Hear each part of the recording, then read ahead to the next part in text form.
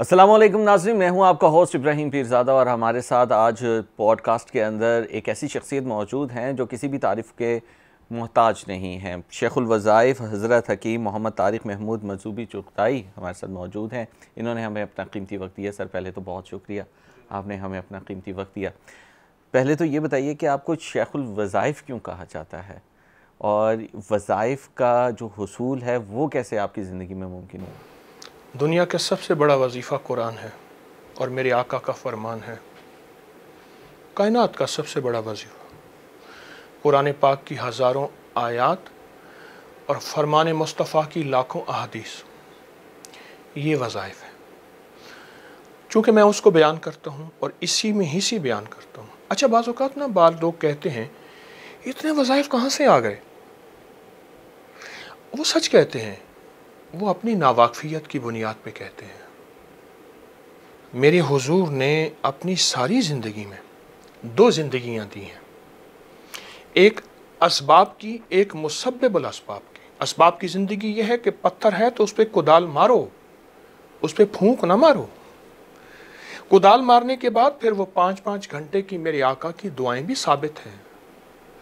اس میں میرے حضور نے ایک وظیفہ بھی بتایا، حامیم لا ینصرون، پڑھو، محنت بھی دعا بھی، یہ دونوں چیزیں زندگی میں شامل کی ہیں۔ آپ ایک چیز محسوس کریں، کون سا وقت ایسا آتا ہے کہ انسان بے بس ہو کے کسی بابے سے، کسی بزرگ سے، اماں سے کہتے ہیں دعا کریں، بس اب بے بسی ہے۔ تو یہ سب وظائف ہیں۔ اچھا، یہ بتائیے گا کہ وظائف اور ذکر میں کیا فرق ہے؟ ایک ہی چیز ہے۔ جس چیز کو کثرت سے ذکر کہتے ہیں کہ جس چیز کو ہم کثرت سے بیان کریں، پڑھیں۔ مثلا میں تسبیح ہے، میں چاہتا ہوں کہ میں اس کو 100، 1000، 1,00,000 پڑھوں، کسی دعا کا، کسی آیت مبارکہ کا، کوئی اسماء حسنہ، تو میں اس کا ذکر کر رہا ہوں، دہرا رہا ہوں، تو یہی ذکر ہے۔ تو روحانیت کے اندر چلے، وظیفے اور ذکر میں کیا فرق ہے؟ چلہ وہ کہتے ہیں کہ جس میں شرائط ہوں، صدیوں سے ہستیوں نے ان شرائط کے ساتھ کرنے میں۔ مثلا شرائط کیا ہے؟ کیا ہر بندہ سرجری میں جا سکتا ہے؟ سرجری کی ایس او پیز کیا ہے؟ انستیزیا، بے ہوش کرنا۔ کیا ہم جب آپریشن کرتے ہیں ہر بندہ اس میں ہاتھ ڈال سکتا ہے، یا اپنے آپ کو پہلے اپنے آپ کو پہلے محفوظ کرنا یا پاک کرنا؟ اچھا، یہ ہے کہ وہ بیماری ہمیں بھی نہ لگ جائے یا ہماری بیماری اس سے نہ لگ جائے۔ اچھا، آپریشن تھیٹر کیسا ہوتا ہے؟ آپ ذرا اس بات کو دیکھیں، مائکروسکوپ میں ہماری لیبارٹری کیسے ہوتی ہے۔ یہ ساری چیزیں اس بات کی دلیل ہیں، کسی بھی عمل کے لیے اس سے ایک مخصوص ماحول چاہیے۔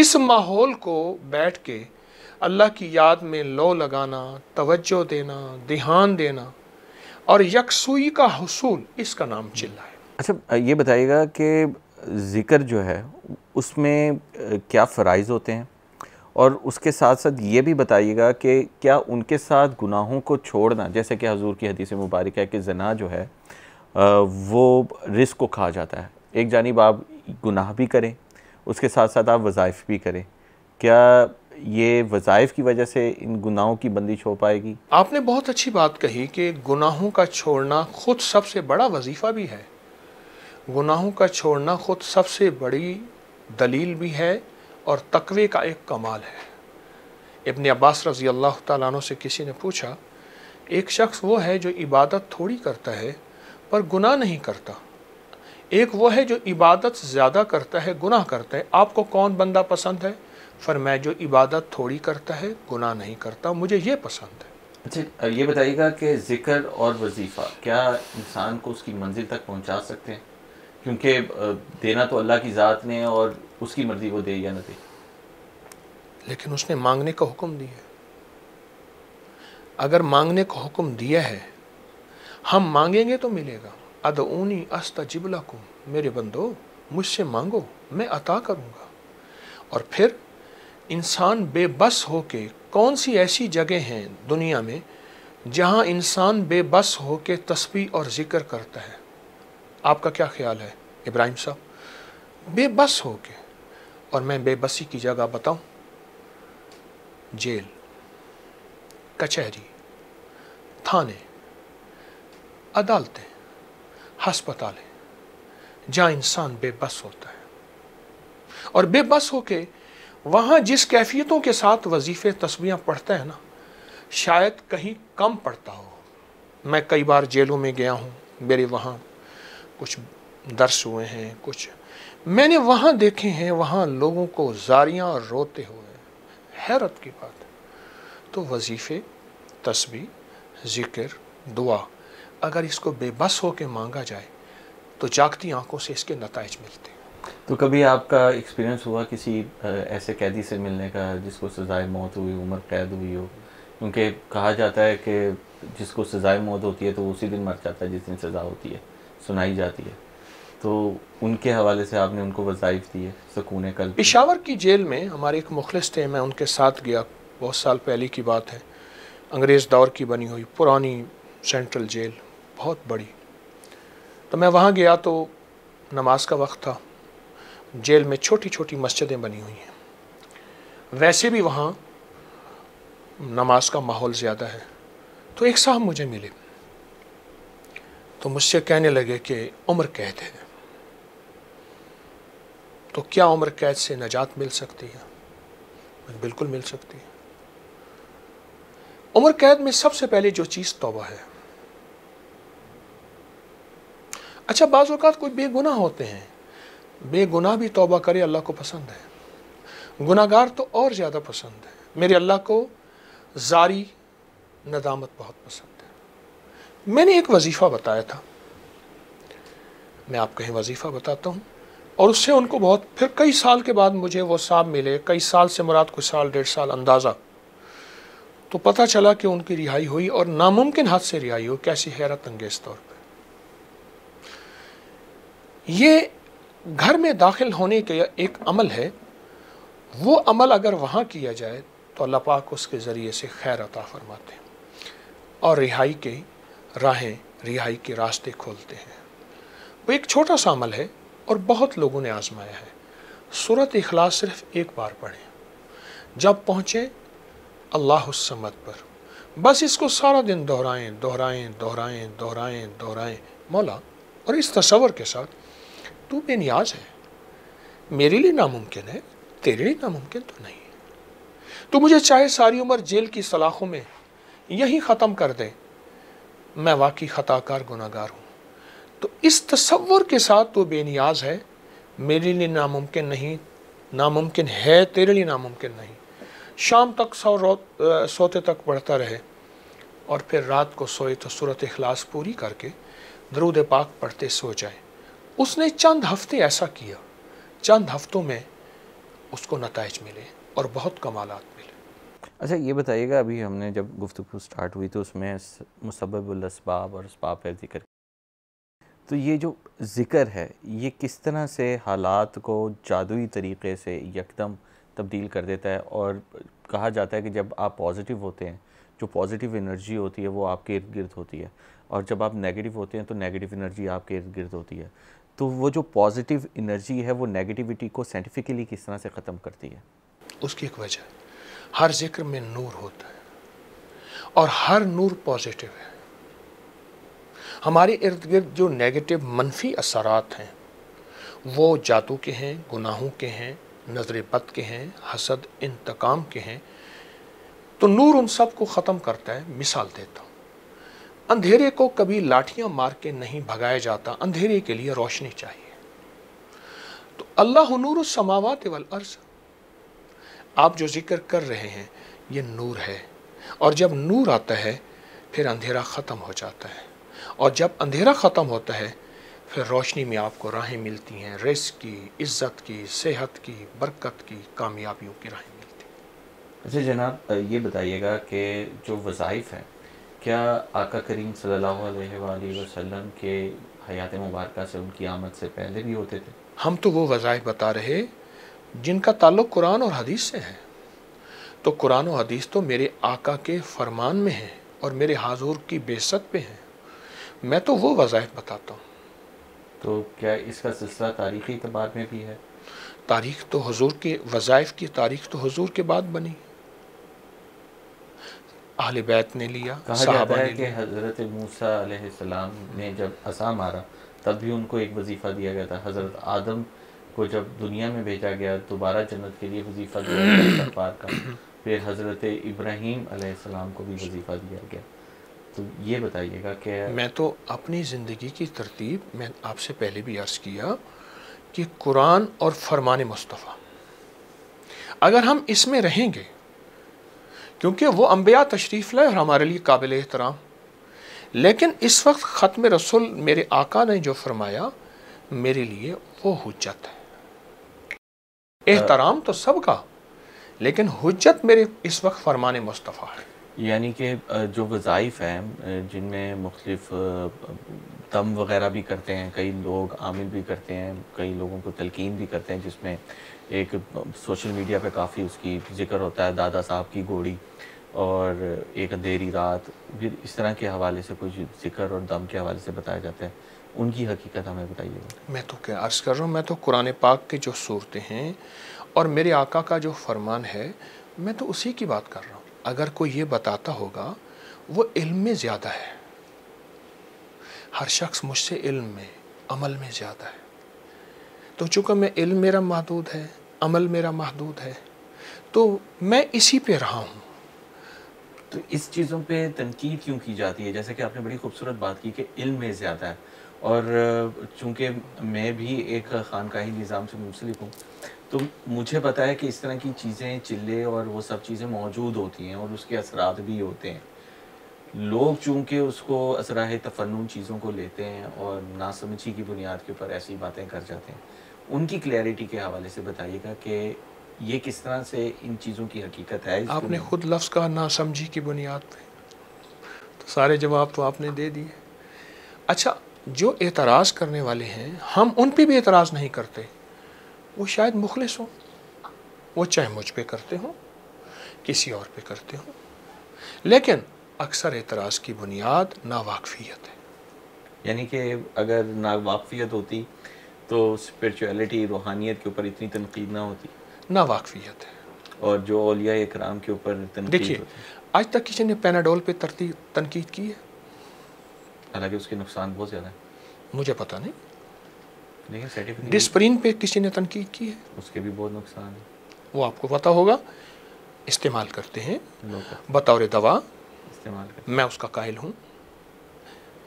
اصل میں ہماری ناواقفیت ہے. اچھا، یہ بتائیے گا کہ جنات سے ملاقات ہو سکتی ہے؟ لوگ اس بارے میں بڑی ذکر اور اذکار اور وہ کرتے ہیں کہ کوئی ان کے پاس روحانی طاقت آ جائے، روحانیت کے اندر بہتری آ جائے اور وہ جنات سے مل جائیں. ہو سکتی ہے. دو طرح ہیں. کبھی بھی جنات کو تابع نہیں کرنا چاہیے. آپ یہ دیکھیں، چھوٹا سا پرندہ بھی پنجرے میں بند نہیں ہونا چاہتا. انسان بھی کہیں قید کر لیں، جیل میں، گھر میں، وہ بھی بند نہیں ہونا چاہتا. اللہ پاک نے جنات کو ایک طاقت دی ہے، جنات کو قوت دی ہے اپنے امر سے. تو ان کو اگر کوئی قید کر لے، پھر یہ قید ہونے والے جنات نسلوں سے انتقام لیتے ہیں، کیونکہ ان کی عمریں بڑی ہوتی ہیں ہم سے، پھر یہ نسلوں سے انتقام لیتے ہیں. تو جو ہم مدد وغیرہ لینے کی کوشش کرتے ہیں جنات سے، اعمال ایسے ہیں جس سے جنات کی دوستی ہوتی ہے، تو دوست کے ساتھ دے دے تو کیا حرج ہے. ایسے اعمال، ایسے وظائف، ایسی چیزیں ہیں جس سے جنات انسان کے دوست بن جاتے ہیں. تو جب انسان کے دوست بن جائیں تو ایک دوسرے سے محبت، پیار، ایک دوسرے کے ساتھ تعاون. اچھا یہ بتائیے گا کہ عبادت جو ہے وہ وظیفے کے بنا ممکن ہے اور ذکر کے بنا ممکن ہے؟ عبادت فرائض کی بات کر رہے ہیں آپ، نوافل کی، واجبات کی، کس کی بات کر رہے ہیں؟ تمام کی. اگر ہم نوافل ادا کریں، قرآن پڑھیں، تو عبادت تو سارا خود وظیفہ ہے. ہر عبادت وظیفے کے بغیر تو عبادت ہی نہیں ہے. مثلا دیکھیے، عبادت اللہ اکبر سے شروع ہوتی ہے. مثلا میں نماز کی عبادت کی بات کر رہا ہوں. جی. ثنا وظیفہ، سورۃ فاتحہ وظیفہ، سبحان ربی العظیم یا اس میں سورت ملا، یہ سب وظائف ہی تو ہیں. تو عبادت وظائف کے مجموعے کا نام عبادت ہے. سبحان اللہ. ٹھیک. اچھا یہ بتائیے گا کہ قرب خدا جو ہے وہ وظیفے سے کتنا ممکن ہے؟ بہت ممکن ہے۔ آپ ماں کو دیکھیں، ماں کیا کرتی ہے، اس کا بچہ سکول میں ہے، کام کر رہی ہے، سوچوں میں بیٹھے میرا بیٹا یہ کر رہا ہوگا، یہ کر رہا ہوگا۔ مجھے ایک دفعہ ایک ماں کہنے لگی میرا بیٹا سکول میں ہے، چھوٹا سا ہے، 6-7 سال کا ہے، کوئی ایسا کیمرہ ہوتا میں اس کو دیکھتی رہتی۔ اسی طرح ہماری تصوف کی دنیا میں ایک چیز ہے، اسے کہتے ہیں وقوف قلبی، کہ اللہ دنیا میں ایسی جگہ کوئی کہیں ہوتی، اکیلے بیٹھے رہتے، یاد تیری دل نہ نشیں ہوتی۔ اور وقوف قلبی کسے کہتے ہیں؟ میں ایک شعر سے ثابت کرتا ہوں، دنیا کے مشغلوں میں ہم باخدا رہے، ان دنیا میں مصروف رہے، دنیا کے مشغلوں میں ہم باخدا رہے، سب کے ساتھ رہتے ہوئے سب سے جدا رہے، ہر وقت اللہ کی یاد دل میں پیوست ہے۔ ایک ہے زبان کی تسبیح، ایک ہے دل کی تسبیح۔ میرے اللہ کو دونوں تسبیحیں پسند ہیں، لیکن جو اللہ کو دل میں بساتا ہے، کیوں فرماتے ہیں میں کہیں نہیں ٹھہرتا، پر مومن کے میرا ٹھکانہ مومن کا دل ہے۔ آپ بڑے اچھے سوال کر رہے ہیں۔ اچھا یہ بتائے گا کہ قرب الہی کے لیے کیا وظیفہ ہونا چاہیے؟ اس میں ذات، اللہ کو اللہ کے نام، سارے قرب الہی کے تو 70 راستے ہیں، لیکن اس میں ذات، اس میں ذات، اس کو اگر سانس روک کے پڑھا جائے اور جب سانس ٹوٹے تو یہ تصور کرے کہ میں اللہ میرے سامنے، اس تصور میں پڑھے، تصور میں اللہ وجود سے پاک ہے، اللہ میرے سامنے اور میں اللہ کے قدموں میں بیٹھا ہوں اور اللہ کے سامنے زاریاں کر رہا ہوں۔ اگر کچھ عرصہ اس کیفیت کے ساتھ محنت کر لے، توجہ دے دے، ایک وقت آتا ہے کہ اللہ پاک جل شانہ اس حاضری کی وجہ سے اسے حضوری نصیب کرتے ہیں۔ یہ حاضری پہلے حاضری ہے، پھر ایک وقت آتا ہے اللہ اسے حضوری نصیب کرتے ہیں، اور حضوری سے مراد کیا ہے؟ دنیا کے مشغلوں میں ہم باخدا رہے۔ لوگ سمجھتے ہیں عام دنیا دار ہے، لوگ اس کو دنیا داروں کے ترازوں میں تولتے ہیں، لیکن اس کا دل اس کی ذات عالی سے ہر پل ملا ہوا ہے۔ اچھا اب جیسے قرآن مجید میں فرمایا کہ تمہارا مال اور تمہاری اولاد، اس سے ہم تمہیں آزمائیں گے، تو یہ بتائیے گا، پہلے ہم اولاد کا ذکر کر لیتے ہیں۔ آج کل لوگ بہت پریشان ہیں، آٹزم کے بچے بہت زیادہ شکار ہو رہے ہیں، ذہنی معذور ہو رہے ہیں، اس کے حوالے سے کوئی وظیفہ بتائیں جو گھر میں بیٹھی مائیں جو ہیں وہ اپنی بچوں کے لیے پڑھ سکیں۔ آپ یہ دیکھیے، صرف بچے نہیں، شادی کتنی ناکام ہو رہی ہیں، شادیاں، طلاق کی شرح بڑھ رہی ہیں، وہ تو خواہشات کی وجہ سے بن رہی ہے نا، اور بچوں کی معذوریاں بڑھ رہی ہیں، اور اگر گھر ہیں تو وہ نہیں جن میں محبتیں اور پیار ہوں۔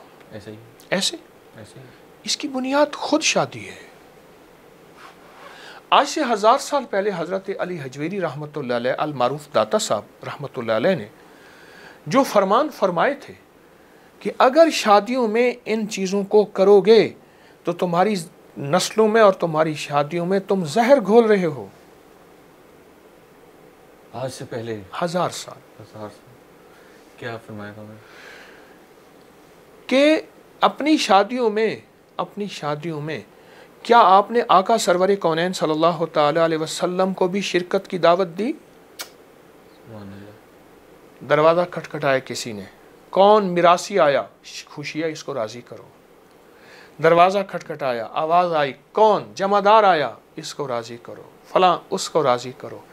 کیا میری شادی میں میرے کملی والے راضی ہیں؟ ان کی دعائیں شامل ہیں؟ ہم نے ماحول ایسا رکھا ہے کہ وہ آئیں۔ میں ایک بات اکثر کہا کرتا ہوں، ایک بات کہ پسند کی شادیوں میں ماں باپ کو مجبور کر دیتے ہیں، کہتے ہیں ماں باپ راضی ہیں، کہتے ہیں ہاں بیٹا پھر ٹھیک ہے کر لو۔ ماں باپ کی دعائیں نہیں ہوتی پسند کی شادیوں میں، آہیں ہوتی ہیں، اور جہاں دعائیں شامل نہ ہونا ماں باپ کی، وہ پودا کبھی پھل پھول نہیں لاتا، یا مرجھا جاتا ہے، یا ساری زندگی پھر سکھ چین کی زندگی نہیں ہوتی۔ تو یعنی کہ آپ کہہ رہے ہیں کہ اس کی بنیاد دیکھنی پڑے گی، ایک نئی نسل کی بنیاد شادی ہے، اور شادی جو ہے آٹزم جو ہے وہ میں آپ کو کہہ دوں کہ یہاں جادو ہے. دیکھیے جادو ہے. میں جادو کو مانوں، جنات کو مانوں، نظر بد کو مانوں، مجھ سے کہیں زیادہ گورا مانتا ہے. میں نے اب تک کی سینکڑوں کتابیں انگریزوں کی جمع کر لی ہیں جادو، جنات، نظر بد، پراسرار دنیا پہ، اور مزید جمع کر رہا ہوں. ہماری ناواقفیت ہے. لوگ کہتے ہیں انگریز کو جادو جنات نہیں ہوتا، ہمیں ہوتا ہے. یہ بھی ناواقفیت ہے. لیکن ہماری جو بچوں کی معذوریاں، گھروں کا ٹوٹنا، طلاقیں، یہ ساری چیزیں آپ پہلے بنیاد دیکھیں کہ شادی کن بنیادوں پہ ہو. اچھا جناب، جیسا کہ آپ نے فرمایا کہ جو محبت کی لو میرجز ہیں وہ کامیاب نہیں ہوتی کیونکہ اس میں دعا کا کوئی حصہ نہیں ہوتا، تو یہ بتائیے گا ارینج میرجز میں تو ہم نے دیکھا ہے نا کہ وہ بھی اکثر ناکام رہتی ہیں. آپ ریشو اٹھائیں، شرح نکالیں.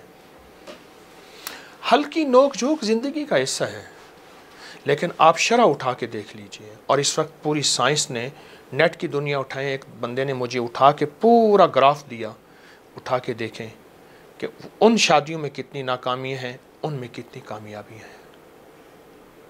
یاد رکھیے گا، دعائیں تعاقب کرتی ہیں، بد دعائیں تعاقب کرتی ہیں، ٹریول کرتی ہیں. کیوں کہتے ہیں فلاں بندے کے پیچھے فلاں کی دعائیں ہیں؟ کیوں کہتے ہیں فلاں کے پیچھے فلاں کی بد دعائیں ہیں؟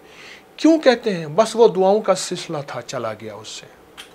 دعائیں تعاقب کرتی ہیں. یعنی کہ اب کہا جاتا ہے کہ محبت ایک احساس کا نام ہے، نظر نہیں آتی. یعنی کہ اگر مجھے آپ سے محبت ہے تو ہم دونوں کے درمیان جو ایک کیمسٹری بنی ہوئی ہے، ایک محبت ہے، وہ نظر نہیں آتی. اسی طرح ہی دعائیں انسان کو نظر نہیں آتی، لیکن اس کا ایک کردار رہتا ہے اس محبت کو ڈالنے کے لیے جو دل کے اندر موجود ہوتی ہے کہیں پہ. نسلوں تک چلتی ہیں دعائیں، نسلوں تک چلتی ہیں. ایک عجیب بات بتاؤں، لاہور میں ایک بہت بڑے اللہ والے تھے، آج بھی ان کی نسلیں ہیں. ان کے 3 بیٹے تھے، حبیب اللہ، حمید اللہ، عبید اللہ. 3 بیٹے، تینوں رزق میں بھی اونچے تھے، روحانیت بھی اونچے تھے. یعنی روحانیت کے مالدار بھی تھے اور دولت کے مالدار بھی تھے. تو کسی نے ان سے پوچھا اس کا راز کیا ہے؟ کہا ایک راز ہے جو میں آج بتاتا ہوں. میں اپنی ہر نماز کی ہر اتحیات میں رب جالنی کے بعد ایک دعا پڑھتا ہوں. جو بھی یہ پڑھے گا اس کی نسلیں مالدار ہوں گی. ربنا حب لنا من ازواجنا و ذریاتنا قرۃ اعین وجعلنا للمتقین اماما. چھوٹی سی دعا ہے. ہر رب جالنی کے بعد اگر کوئی شخص پڑھے گا اس کی نسلیں دنیا کی بھی مالدار ہوں گی، روحانیت کی بھی مالدار ہوں گی. اور ایسا ہے، میں سالہ سال سے بتا رہا ہوں.